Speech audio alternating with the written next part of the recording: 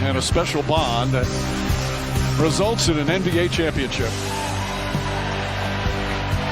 What is going on, everyone? Welcome back to another episode of Coast to Coast Podcast. Today, we're going to be looking back on a wild 2023 NBA season, and we got the gang back together. Guys, how are we doing today? Fantastic. Glad to be finishing back. up school. Yeah, still in school. It's crazy. I know. New crib, too? Yeah. New setup. Yeah. Nice. Joel still booing as usual? Yeah, as usual. I'm in a different room than I used to be, but I'm still in the same apartment. Yeah. Well, it's time to dive in on this crazy season. I don't know if you guys saw the stuff on Twitter of people quote tweeting the guys this was the funniest season I've ever seen with everything going on with.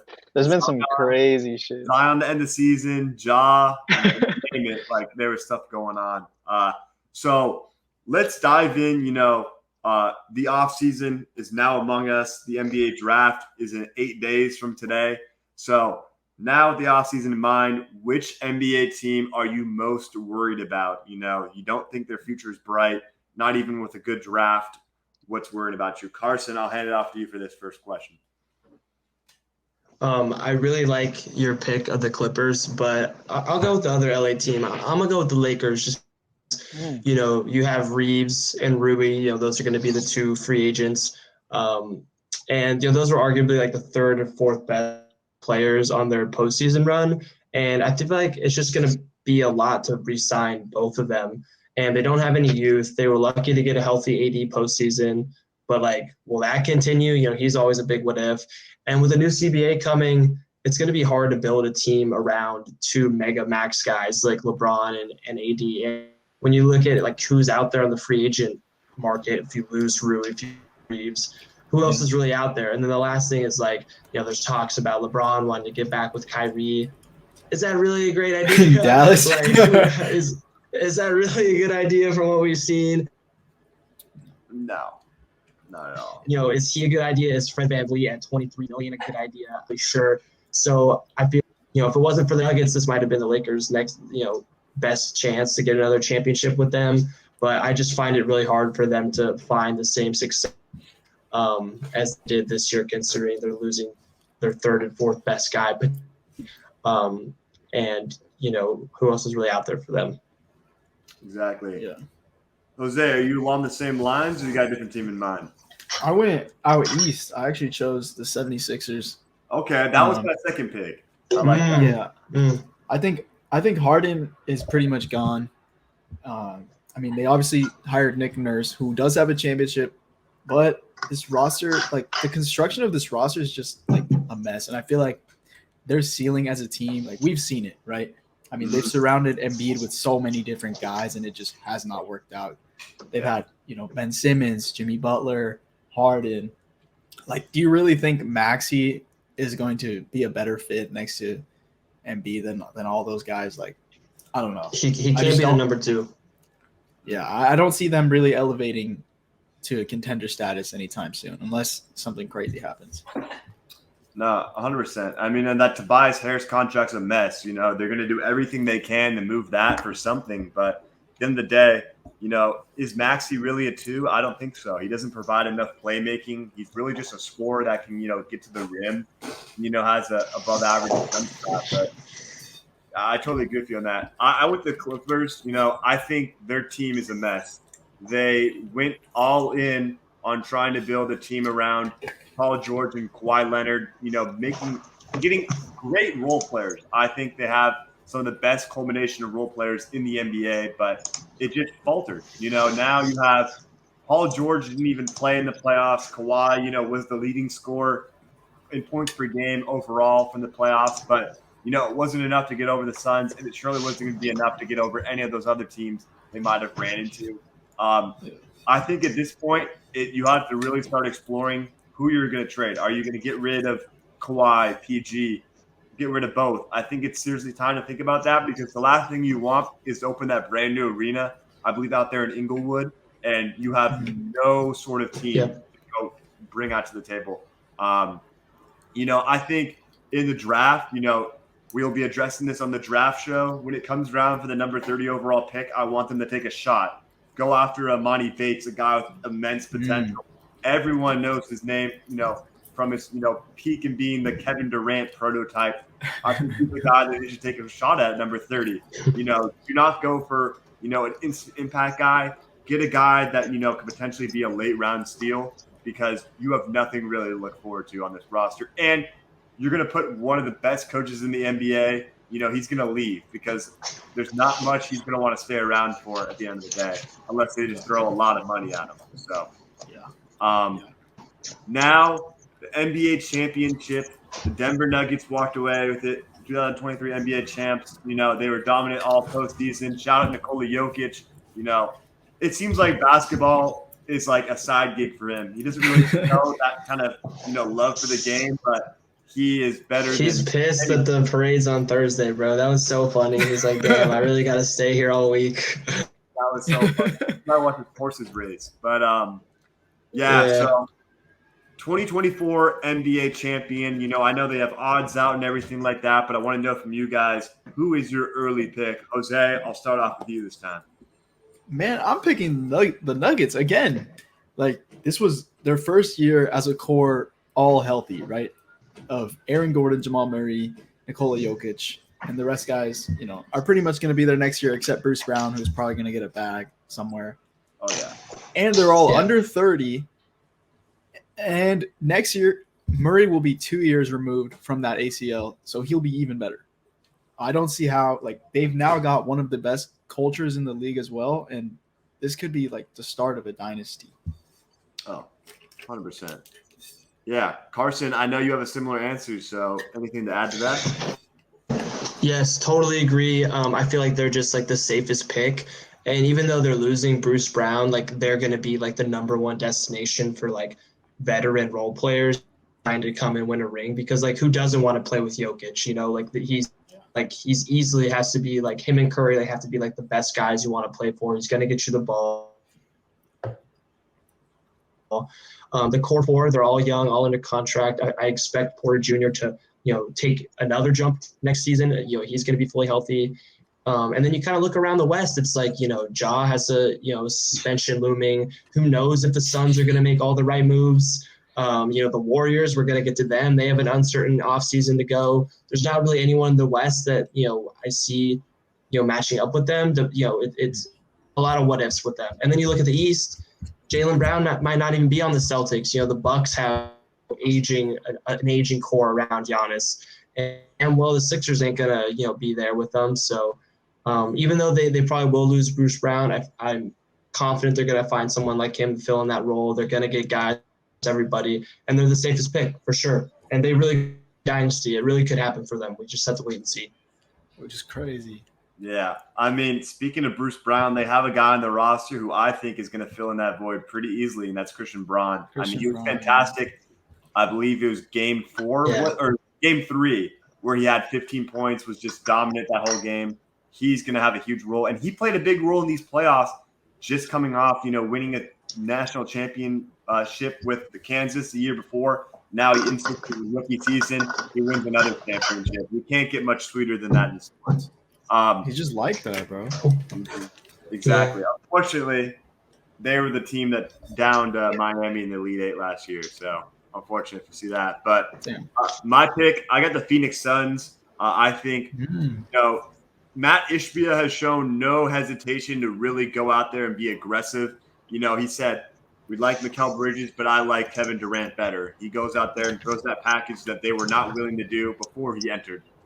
Now you have KD, you have Booker as those main two guys. I think Booker is the number one on this team, as crazy as that may sound. I think Kevin Durant is going to be able to sit back, do a little bit more like he did in Golden State and let Devin Booker carry you as he did very well during the playoffs in the 2 rounds that they played.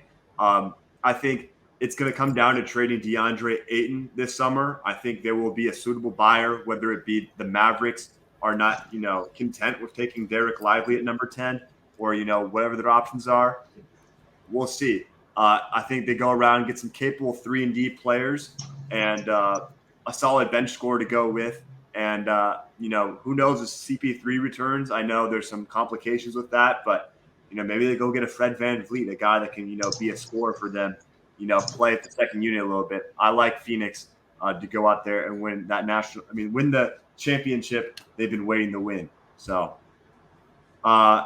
let's dive now into the NBA Finals themselves. I mean, we talked on it briefly, but at the end of the day, were the Nuggets just really good? Were the Heat just not bad? Were just bad, flat out bad? Thoughts overall. Carson, I'll start off with you this time. Yeah, I feel like the Nuggets really were just that good. I mean, they are said like a dynasty going forward. And I feel like the Heat, they kind of just like regressed to the mean. I mean, like their role guys really came back down to earth. Bam was great, but if he's like your top option, like where does that really get you when he's hitting those mid-range jumpers? And, even if like people that the Heat weren't that good and weren't like, a capable finals contender for the Nuggets, they beat two of the other three teams that everyone else thought would be the Celtics and the Bucks. They beat them. And there's no way in heck the Sixers beat the Nuggets. So, the Nuggets, they just played who was in front of them. And I think we're really just seeing like one of the better teams of the last 10 years or so. And I feel like they were going to beat whoever. They were that good. Yeah. Yeah. Jose? I think, I don't think the Heat were bad. I mean, this was a play-in team, right? Like, they were never supposed to be here in the first place. But it showed just how volatile, the East can really be versus, the West, which is just head and shoulders above any competition, really, that the East can throw at them right now. Because, I mean, we all thought at one point that the Celtics, or the Bucks or something, were going to cruise through the East. And then, the Bucks went out early. The Celtics kind of got embarrassed at home. So I don't know. It's just the West is really head and shoulders above the East right now. No, yeah. I think at the end of the day, Jimmy Butler was a shell of himself from what the first round is. People have been saying, they're saying he was likely injured. I can definitely see that. But, the role players did not play, the level they were. Caleb Martin left everything he had on the table to beat Boston. 18 points a game. He was outplaying, Jaylen Brown out there, and that's a $300 million guy. And then, yeah, he sold his soul for that for sure. Yeah, they have an interesting offseason ahead of them. He became a legend in that series, though. He did. J. Cole courtside rooting him on. Love to see that. But I just think the Nuggets are just such a well-coached team. Mike Malone deserves his flowers. He did a great job. I love. I know. I love seeing like the little clips they did of like the locker room of like him talking to the team. They won game one. He's like, don't even celebrate. Just get back to work. That's the exact attitude I want to see from a coach. And now he got that illustrious ring. So I love to see that. But yeah, I think the role players for Denver just outplayed the role players for the Heat, and that's what it was going to come down to at the end of the day. So. Yeah. And they just had the best player. Like, Jokic he's just the best player in the league, and, Jimmy's great, Bam's great, but there's just levels to it, Yeah.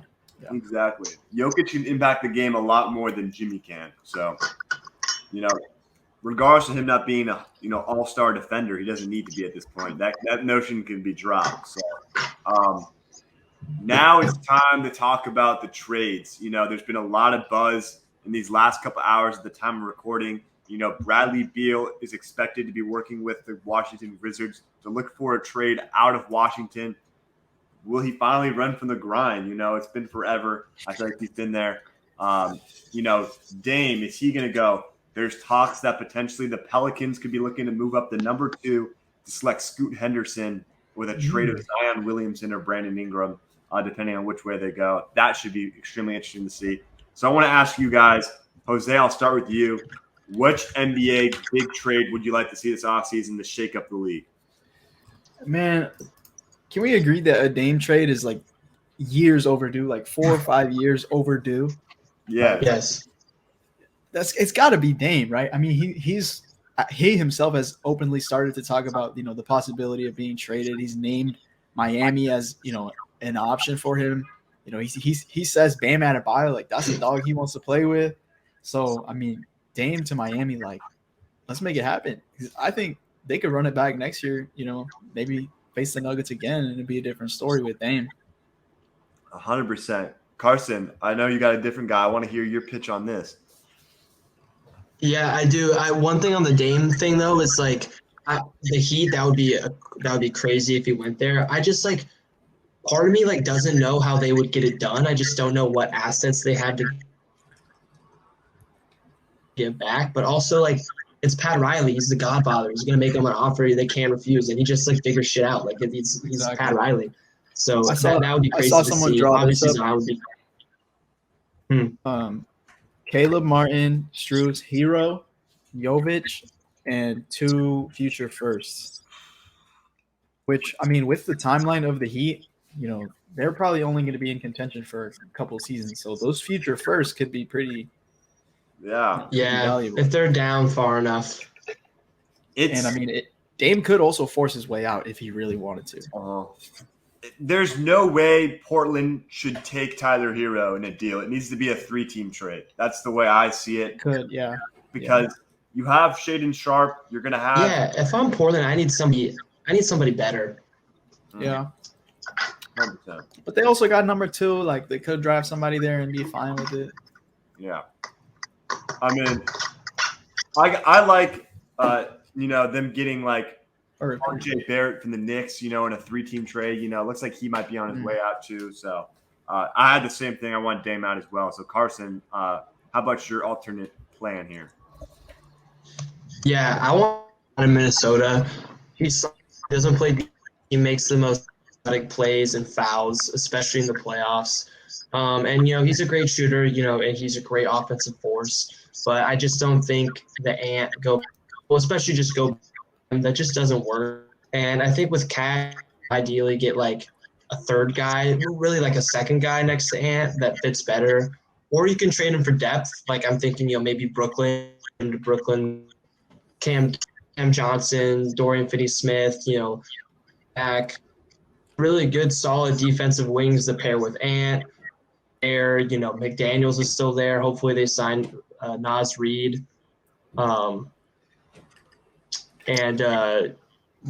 Hopefully Ant turns in that player that like we all expect him to be if they trade Cat. But I just don't want to see Cat in Minnesota anymore. I don't know who is going to trade for him. I would assume maybe Brooklyn. That's my choice. I don't like the pairing with those two. Bear and Cat. Yeah. Hey, maybe you team up with D'Lo again. D'Lo's probably gone from the Lakers, so. Oh no, he's gone. Yeah, him and Mikal would be nice. I'd like that duo. Yeah. Yeah, he's gone. Mm-hmm. All right, so we've been meaning to talk on this subject. I gotta let Jose start first, so he can get that outsider opinion. But we gotta talk about Golden State. I mean, it was kind of, if they didn't win the championship this year, there's going to be a lot of questions regardless. So, we didn't win, didn't get the repeat. So be it. Now we're in a situation. Bob Myers has decided to resign from the team. No idea where he'll be headed next. Might just take a year off and then go somewhere else. But it seems like his saga in Golden State's done, after, being the man behind, a lot of the moves that helped Golden State be able to win 4 NBA finals in his tenure. But it's an interesting situation. Jose, I got to start with you. If you were in this position, you're not a Kings fan. You want to see what you can do to make the Warriors as best as possible going forward. What would you do? Yeah, I don't think there's an easy, retooling to kind of put yourself back into contention as of right now. I think it's time to accept the dynasty is kind of over. This was really the last possible year in that window. Curry's obviously still amazing, but the trio of him, Dre, and Clay are just not the same as they once were. But, you do have some young guys who you can develop and sort of build your core from within. Like we saw some great minutes from Moody, in that series against the Kings. Poole, despite his ups and downs, like he does have potential to be a prolific scorer. And Kuminga's obviously got, limitless athleticism and two-way potential. So I think really just letting those guys get run and just sort of, building them up the Warriors way, the same way you built up, Draymond and Clay and Curry. So that's really all you can do right now. All right. Carson, I'll let you start before I bring to the table some interesting things. Yeah, I mean, I really ideally do want to keep Poole and Kuminga because they're so young and they do have so much talent. But I think, what we saw this year, with the whole punch, you can't really develop guys while also being a championship contender. It's one or the other. And I think if you really want to capitalize on Curry being like one of 5 best players in the league and capitalize most out of the 3 guys, I'd trade at least one, if not both of them, especially Poole. And you could probably get something really good because, like I said, Poole is crazy with those 2, and someone would really like Poole. And Kuminga is definitely a very, very juicy asset, and I think you could get real depth to pair with Steph, who is, at his apex right now. Clay, Trey, Wiggins, you add some depth with there. You have Moody still, developing, and try and get one more title out of these guys. Yeah, I feel like you just have to run this core into the ground and try and get as much out of it as possible. Yeah. All right. So when it comes to the situation, I think what Golden State does, they cannot trade for draft picks in this situation. I think they have to, be in the mindset of we need to win with this team we have. Don't, try and mix eras together. You got to make a clear decision on that. So if they go in the way of we want to win now, do not be, let's collect draft picks for guys like Poole and so on and so forth. Go all in for it. That's the way I think you should do, especially when you're not going to get a guy like Steph for 25 plus years, likely, the way this is going. So I think you trade Poole and Kuminga for some depth pieces. If they want to keep that number 19 pick, they need to get an instant impact guy. But this is going to be the trade that I have in mind if we want to let this go. I'll show it on the screen. So essentially, I'll run it down for you guys. The Warriors would receive Robert Covington, TJ McConnell, Norman Powell, Chris Duarte, and a 2028 protected first-round pick from the Clippers. The Clippers would get Jordan Poole and Jonathan Kuminga, and the Pacers would get Bones Highland, the 30th overall pick in the draft and the 19th overall pick in the draft. I think if you get McConnell, Duarte, Powell, and Covington, those are 4 great bench players that can help you rejuvenate the bench power that helped Golden State win all these championships. The guys like Leandro Barbosa, Maurice Spates, Ashawn Livingston, Anandre Iguodala, you name it, those were the backbone of the team. As good as the stars have been, you are nothing without the solid guys that can give you 20 minutes per game on, a tough, road night or whatever it may be. You need those kind of guys in your roster. And I think as much as you want to develop Kuminga and Poole and all that stuff, those guys can be very, shaky. Sometimes you might not even be able to play them as we saw in the playoffs. So I think you have to make a decision like that, go out there, get some depth. And that's the situation I would do with Golden State. So to end it off, a bold prediction, something that you might think happened this offseason. Carson, I would love to hear this take. So go ahead and drop this. Yeah, I mean, if the draft stays and there's no trade made and it's Charlotte at 2 and it's Portland at 3, if Charlotte takes Brandon Miller, I feel like they're going to regret that the rest of their time. And it would totally make sense because Charlotte has all that they've done their whole career is make bad draft picks and make bad signings and not do anything relevant. So it would totally be in character. And I'm not saying that Brandon Miller is going to be bad. I think he's actually going to be – it looks like he has a really good jumper. He's tall. He's athletic. All the other stuff aside, I think he's still going to be a really good player. But I think Scoot is going to be like potentially like great. And he seems like someone that's like going to be like one of the best guards and like one of the better players in the NBA. And if you take Brandon Miller and opportunity to put Scoot and go together, I think that will be like a mistake that will definitely like set them back even farther if the draft stays out, because it seems like there's a lot of talk that, picks might move, Zion, Dame, there's a whole bunch going on. But if the draft stays how it is and this plays out like it's shaping out, Charlotte's going to regret that for a long time. I got no comment for that. I had a different opinion on that, but Jose, what is your bold prediction? I kind of gave it away earlier because I was talking about Dame. That was it. But now I don't know. I think look, the Kings obviously this was their first season, back in the playoffs, and the GM Monty, like, he has shown that he's not afraid to completely make a move if he thinks it's going to benefit the team, like the whole Sabonis thing, trading away Halliburton. So I would not be surprised if they went after a guy this offseason, whether it's they throw money at Bruce Brown or they trade for OG or they do something. I'm hoping for it. Okay, so like a $20 million per year guy comes into Sacramento is your prediction. Yeah. Okay.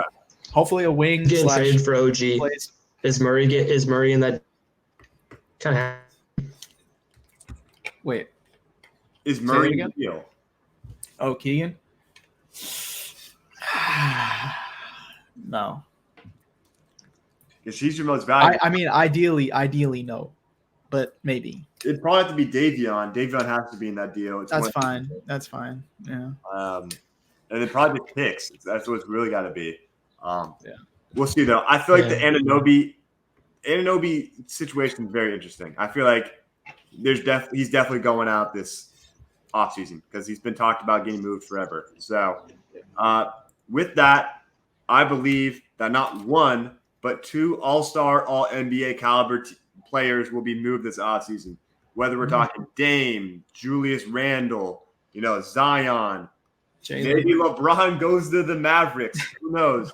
I think we'll see at least big-time players make a change this offseason that will alter those championship odds drastically. So Thoughts on Jalen? Like, are they paying him? they have to. Yeah. But like, You evaluate a trade in like 2 years. You don't come across two-way talents like that every off. yeah, that's true. Like Carson, what are your thoughts? I feel like if they would have done it already. And yeah, it's tough. It's just gonna be like it's gonna leave a bitter taste in their mouth having to pay that guy, the supermax after the way things ended. Yeah, no.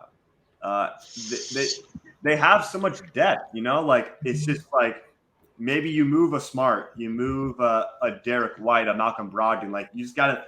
They'll do something. Rob, That's how minimal. move Rob. Mm-hmm. Move Rob. Hey, Like, I he's- want to hear the rebuttal on the Charlotte, Liam. I want to hear you disagree. Yeah, so I mean, Austin Griffin and I have been like spearheading a lot of this draft stuff, and I'm working on my big board. I'm heavily considering putting Brandon Miller at number 2. I think a wing that can pass, shoot, rebound the way he does and score, I think is a lot more valuable than a guard that can, do that has iffy jump shot. And, while he may be a great playmaker, very aggressive, he's going to be a good defender. I don't know how often we come across wings like Brandon Miller. And when we do, they tend to hit a decent bit. It could be, a Jason Tatum, Mark Fultz, Lonzo Ball situation for all we know. I mean, Wembanyama excluded, so. Yeah. No, I get that because it's a lot harder to find wings than it is to find guards like that. But I think Portland would be stupid if they traded out if they had Scoot, because Scoot would be perfect to put alongside Shaedon Sharp. I think that fits better. Yeah. So Yeah, like what's a better option to replace Dame than Scoot? That'd be a perfect transition. exactly, dump some empty contract like Nurkic, and then go in a different direction. So yeah. Well, we appreciate everyone for listening along today. We'll be back with some more content. The NBA Draft live stream should be as planned on next coming Thursday. We'll be back with you with that. We're covering the draft from maybe pick 1 to pick 60. We'll see how long we go. But without further ado, this has been Coast to Coast Podcast. Signing out.